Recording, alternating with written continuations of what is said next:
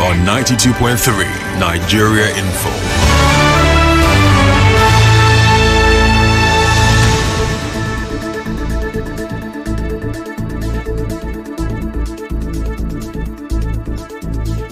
Good morning, it's September 15th, 2025. Mental health is real. Seek help and the stigma. On the news this morning. Seoul administrator tasks Rivers political class to embrace peace as state of emergency nears end. Stakeholder sets agenda ahead of Governor Fubara's reinstatement. Rivers Ministry of Agriculture seals unlicensed vet facilities. Community raise alarm over rising insecurity as NSCDC boss calls for more synergy. And in sports, Manchester United manager defiant despite derby thrashing. Details of these and more after this break.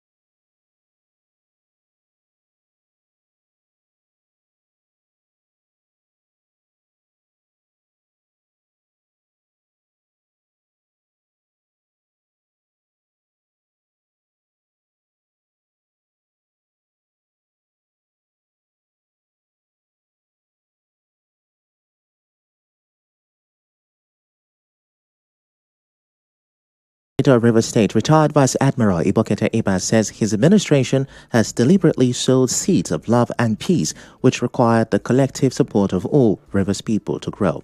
Now, he made this known during an interdenominational Thanksgiving service at the Ecumenical Center in Port Harcourt on Sunday. This Thanksgiving service is part of event marking the state's transition back to democratic governance. Ibas appealed to the political class to sheathe their swords, insisting no political gain is worth the blood of any Rivers citizen. Sheathe your sword. Politics must never be an excuse to destroy the very state we are called to serve. River State cannot afford another season of division and acrimony. We must forgive one another, reconcile with sincerity, and embrace tolerance. Let us remember that no political victory or personal gain is worth the blood of our brothers and sisters. He also urged young people not to allow themselves to be used for violence, but to channel their energy into building a peaceful and prosperous state. Truly, it was God who kept River State. We have survived storms. God has been faithful. Our collective sacrifices and commitment to peace is what we must all strive to guard at this time. To our youth, you are the strength of River State. Do not allow yourselves to be used as tools for violence. Channel your energy into building, creating, and sustaining peace. Also, the chaplain of the Chapel of Everlasting Grace, Pastor Barisin Ogan, called on everyone to let go of the past and work together to build a better River State. Now, as Rivers people await the return of Governor Siminalayi Fubara, Dr. Jackson Omenazo of the International Society for Social Justice and Human Rights says the governor must place governance above politics. When he resumes, he says Rivers people will no longer accept excuses, but will expect meaningful governance. First, people expect urgent intervention that will make governance meaningful and impactful. Rivers people will no longer be patient with excuses. The governor must prioritize infrastructural renewal, youth employment and empowerment, quality social service, transparent governance. Development must be visible and people's driven. He also wants both the executive and legislative arms to genuinely bury their differences. Dr. Omenazo describes the current peace in the state as fragile and warns that if nothing is done, Rivers may slide back into anarchy. We observe that already relative calm currently prevails. The peace is fragile and requires deliberate effort to be sustained. The body language of both political divides suggests more confrontation than reconciliation, unless deliberate peace-building mechanism anchored on inclusiveness, forgiveness, dialogue is pursued. Rivers State risks sliding back into a needless crisis. Peace, stability, and development are inseparable and must be remained the collective priority of the governance of Rivers State. Well, away from that, the Rivers State Ministry of Agriculture and the state chapter of the Nigeria Veterinary Medical Association have sealed veterinary facilities for operating without licenses or qualified personnel. Some medications were also seized from several unlicensed facilities. The leader of the enforcement team, Dr. Bukola Ogolo, gave more details on the reasons for their action. We have to make sure that all the veterinary premises are well regulated and everybody are selling according to the rules and regulations binding veterinary services in Rivers State. We have been moving from places to places to make sure that everybody selling are in compliance with the rules and regulations. And some premises are being shut because they are not following the rules and regulation of what and things they should do. So for those of them that say they are not aware of maybe registration or how they should go about their businesses, we are educating them and orientating them. Also, the chairman of the state chapter of NVMA, Dr. Bolaji Ajayi, says the association is determined to sanitize the industry for the good of the public. Our correspondent reports that about 3 facilities were sealed. Medicals and products from more than 8 facilities were also seized, while some others were issued warnings. Let's now talk security. The people of Omegwu community in Igurutali, Ikwere local government area say they are worried about rising insecurity in their area, which they blame on suspected herders. The chairman of Omegwu community, Vincent Yeso, told journalists that the suspected herders are behind threat to lives and property in the community. He's calling on the Rivers State government and security agencies to step in quickly to prevent a crisis. We are not comfortable with the activities of the herdsmen parading in the bush, destroying all their crops, not allowing them to go to farm. We no longer go to farm. The hunger now is alarming. When your crops can't grow, you can't feed, can't go to market, then automatically there will be problem in the community. We are calling on the River State government, we are calling on the local government, chairman, and the people of Nigeria and the entire people of River State. Please come to our aid. Some women in the community also share their experiences with our correspondent. They say fear of possible attacks has forced them to abandon their farms, which they depend on to survive. We are angry. We don't know what to do. Women know this, so that is why all of us, anything to come at so we don't have again. We are not in hungry, so we don't know what to do. That is why all of us gather here today. Women are very, very angry. We are no longer going farm again. When you go farm, you say your child, after school, meet me at a farm. All of them are blocking road. Even day before yesterday, they kidnapped one lady there. In short, we are not happy to what is happening for our land. We are very, very angry because government are not doing anything. We have protested before. Women family have protested. This is second time we are protesting this protection. In a related story, the Rivers Commandant of the Nigeria Security and Civil Defense Corps, Joaquin Okafor, is calling for stronger synergy among security agencies to safeguard critical national assets and infrastructure. He made the call during an interagency strategic coordination meeting at the Corps headquarters in Port Harcourt. He says closing operational gaps will help build a seamless security network that deters criminal activities and ensures instant response to threat. The security landscape is constantly evolving, and it threats our critical national assets and infrastructure, such as pipeline, power grids, telecommunication networks, and other, requires a unified and proactive attention. No single agency can effectively tackle these challenges alone. We must foster a strong interagency partnership built on trust, intelligence sharing, and coordinated operations. Our ability to protect these assets directly impacts the economic stability, public safety, and national security of the country. Our correspondent reports that participants adopted a communique to integrate profiled vigilante groups for credible intelligence gathering. The meeting had representatives from the Army 6th Division, the Air Force's 115 Special Operation Group, the Navy ship Pathfinder, the DSS, Immigration, Correctional Service, Federal Fire Service, and the LEA. and the FRSC. Now, we're not done with security, but this time let's go to the Ignatius Ajuru University of Education. Vice Chancellor Professor Ifechukwu says the institution is working with security agencies to curb cult-related activities on campus. Professor Ifechukwu made this known to correspondent Onyeka Chinwosu while giving an update on recent cult activities in the school. We have to beef up security. Some people were arrested. I did the arrest myself because the students were writing exam, and what I normally do is to move around. We were moving around, and then somebody just suspected a particular vehicle. And we went there and searched the vehicle and discovered, two small pistols, local pistols with live ammunition, and then cutlass and knife. So we arrested all of them and handed over to the police, and also reached the CP immediately. The people are still there, and they're also using them to track some other.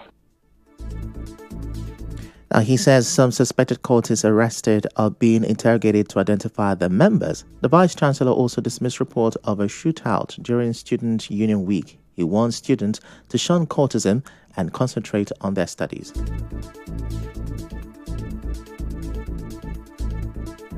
The primary thing why school is to study and pass the exams, and maybe pass very well and come out with flying colors. But some of them, when they enter, they are deceived by some other students who are already in the system. That's why each time we organize orientation for them and try to encourage them to make friends that will assist them, to read and pass, the exams, instead of making friends that will lead them into, court. And that in the university, our principle is zero tolerance to court.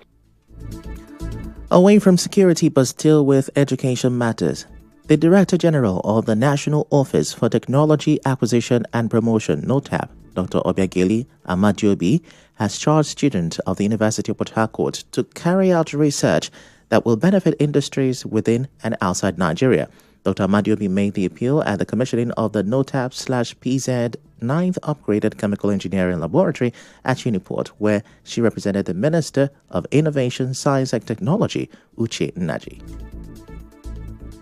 It's to upgrade laboratories and ensure that we bring out valuable research from the universities. And they are the people we're expecting to bring out these results, which will be used by industries, by the schools, and by government. So the students, all levels, level 1, 2 to 5, even researchers can come here and make use of this state-of-the-art laboratory. On the spot, the head of corporate services and project at PZ Cousins, Nigeria, said the partnership with NOTAP is aimed at supporting Nigerian scholars with equipment that will give their research global recognition. As a business that has been entrenched in this country for decades, we believe so much on research, and we believe that domesticating technology is one of the best that can take out of this. Technology involves empowering university who also serve as research centers to actually support them with their research endeavor, so that things can really be brought out, results can be patented and be owned by Nigeria. Our correspondent Rejoice Amadi reports that the Uniport Vice-Chancellor Professor George Will Owonari, represented by the Provost of the College of Health Sciences Professor Onyanonam Ekeke, commended the joint effort and pledged that the new facility will be properly maintained and utilized. Before we go on break, let's tell you that the Nigerian Association of Resident Doctors has suspended its nationwide warning strike, which took effect on Sunday, September 14th. President of the group, Tope Osundara, says the federal government has agreed to address key demands, including payment of outstanding allowances. The doctors have given the government 2 weeks to implement the agreement or risk further action. Still to come, stakeholders differ on President Bola Tinubu's second-term bid. We'll tell you why these stakeholders hold their different views after this break. Do stay tuned.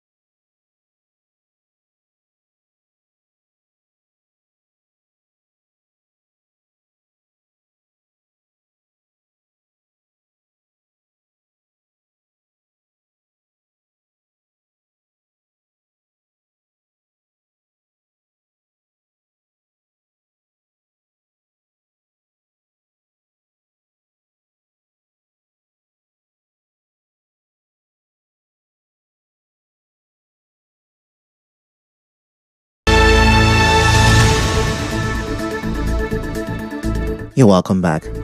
The leadership of Egi Kingdom in Oba, Ebimandoni local government area has paid a memorial visit to the widow of the late Chief G.U. Ake.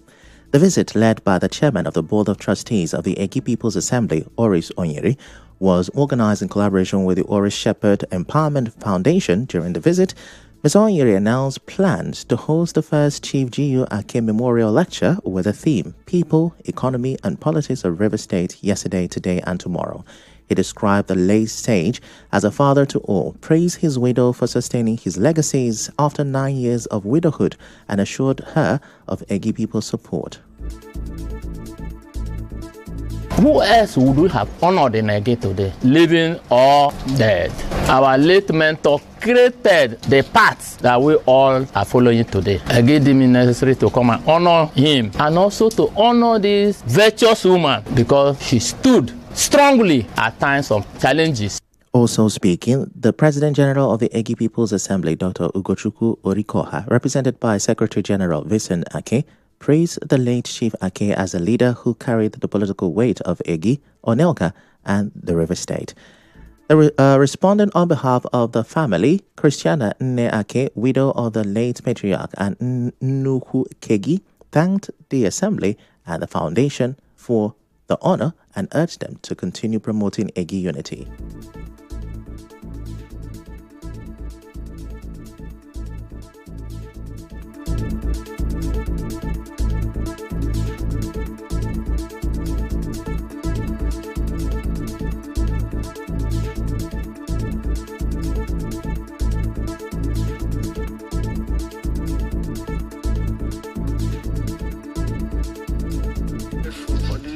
Together we stand, divided we fall. Any road that is closed, grass will grow. So let our homes be open. Let our children grow more than us. Amen. So that those that see us now, seeing our children, they will give glory to God.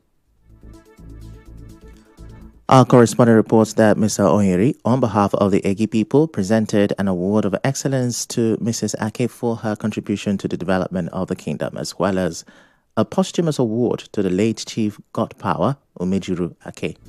Now, in a bid to tackle the rising conflict over land ownership in Nigeria, an author, Dr. Mpakabwari Jack, has launched a new book titled Navigating Land Disputes.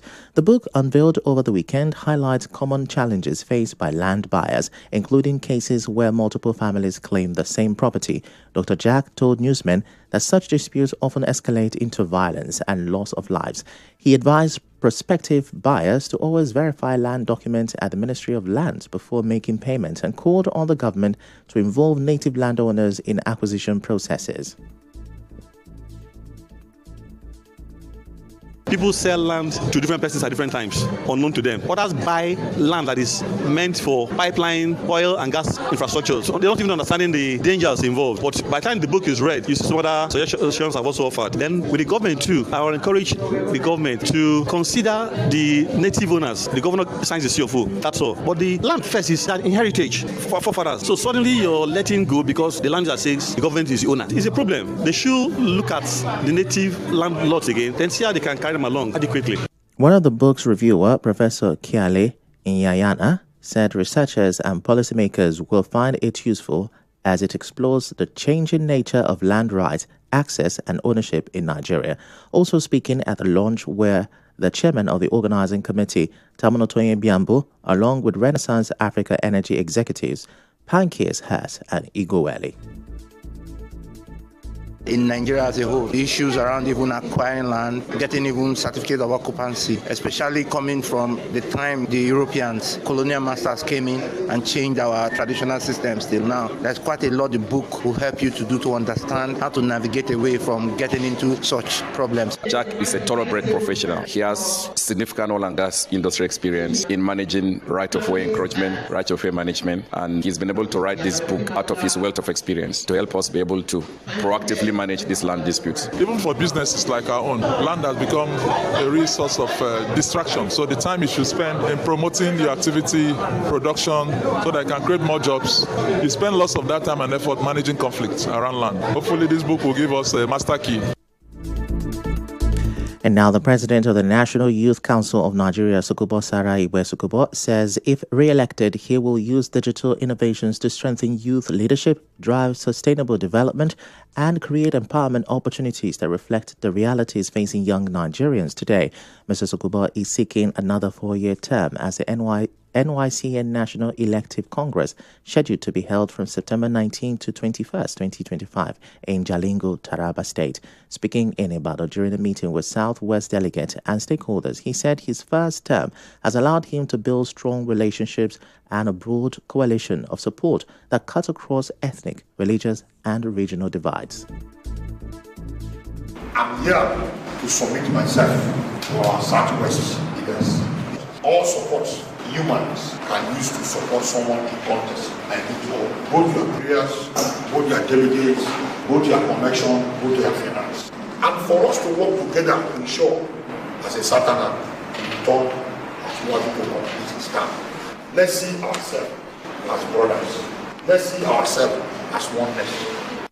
He also announced that the National Youth Council of Nigeria will support the re-election of President Bola Tinubu in 2027, insisting it is necessary for continuity and consolidation. On their part, the chairman of the Forum of State Chairmen of NYCN, Abdulsalam Abdulquadri, alongside other stakeholders, expressed support for Sukubo's re-election. They argued that his return as NYCN president will serve the best interests of young people across the country. Thank God Mr. President is not a Yoruba person for them to say maybe I'm supporting him. But I'm supporting him because I see him as a God sent. In the annals of the history of the council, there has not been a selfless president of council like Sukubo. Today we have a rallying point in the council, Ambassador Sukubo, Saraibe Sukubo, that makes it easier for men who are positioned strategically in the council to be visible in their area of operation. Mr. President, I know that in your continuity, you bring more progress. And I can tell you for a fact that the mandate will be given back to you. Now, while Sarai Ifechukwu is advocating for a second term for President Tinubu, veteran Niger Delta activist and gospel minister Sokari Sobereko has a different view. Now, he is urging President Bola Tinubu not to run for a second term in 2027, but to focus on restructuring Nigeria. Speaking at Isaac Borough Park in Port Harcourt, Sobereko said restructuring is the only path to peace, equity, and sustainable development for minority groups like the Ijaw. Now, he recalled that the demand has been a long-standing aspiration of Nigeria's minorities, citing a promise allegedly made by the late Chief Obafemi Awolowo to his father and other Ijaw leaders. Sobereko, however, commended President Tinubu for projects such as the Lagos-Calabar Coastal Highway and his intervention in the river's political crisis. He also credited the president for protecting Governor Siminalayi Fubara, whom he described as a good leader. The Niger Delta leader further appealed to President Tinubu to appoint Governor Fubara and his deputy, Dr. Ngozi Odo, as ambassadors of peace to represent Nigeria abroad. The Nigeria Civil Aviation Authority says the co-pilot of an Air Peace flight involved in the Port Harcourt runway incident was cleared because neither its internal investigation nor the Nigeria Safety Investigation Bureau report indicted him. The June 13 incident saw the aircraft veer off the runway after landing. Investigators say the plane touched down more than 2,200 meters from the threshold as some crew members were indicted after medical tests. NCAA spokesperson Michael Achimugu says due process was followed at NCAA-approved test centers, and the Director General, Captain Chris Najomo, is conducting further checks. Now in business, scores of business stakeholders from Rivers, Bayelsa and Imo states converged on Port Harcourt last Friday as Ultimum Limited, makers of Razzle, officially launched the Razzle soft drink brand in the South-South. The event followed an earlier launch in Aba for the Southeast, which attracted major distributors, wholesalers and retailers from Abia, Cross River and Akwa Ibom State. Commercial Director of Ultimum Limited, Tony Briggs, assured journalists that there will be steady supplies of all Razzle flavors. Because we have a plant now in Aba, Aba is at the center of the Southeast South-South. So logistic-wise, we're getting it right. There will be supply, constant supply to all our strategic partners. From now even to the peak season, we've proven that within the past 6 weeks, supply has been consistent to every location. So it's good for us commercially, and it's going to increase our turnover and also help create business opportunities for the populace of Nigeria who are directly or indirectly linked to Razzle business. Also speaking, the company's marketing director, Toyi Nnodin, announced plans to step up public engagement in the coming days. Beyond these events, we're going to be starting very soon consumer communication across multiple media platforms. So, of course, we have the TV, we have the radio stations, and we're going to be on digital platforms communicating our exciting flavors of cola, orange, and lemon. And, of course, we have pamplemousse, talking about those flavors, announcing it to consumers as we make it available in markets and in shops. Our correspondent Nnamdi Samwala reports that football legend Kanu Nwankwo also made a grand appearance at the event where he was crowned Mr. Razzle. The Razzle drink comes in orange, cola, and lemon flavors in 60cl and 40cl bottles. In entertainment, Denari and Tracy are the latest housemates to be evicted from Big Brother Niger Season 10. Their eviction was announced during Sunday night's live show hosted by Ebuka Obi-Uchendo. The pair had been nominated earlier in the week but got the lowest vote from viewers. We're going to a short commercial break. When we come back, we'll tell you Manchester United manager is still defiant despite his side getting thrashed last night. We'll tell you more after this timeout.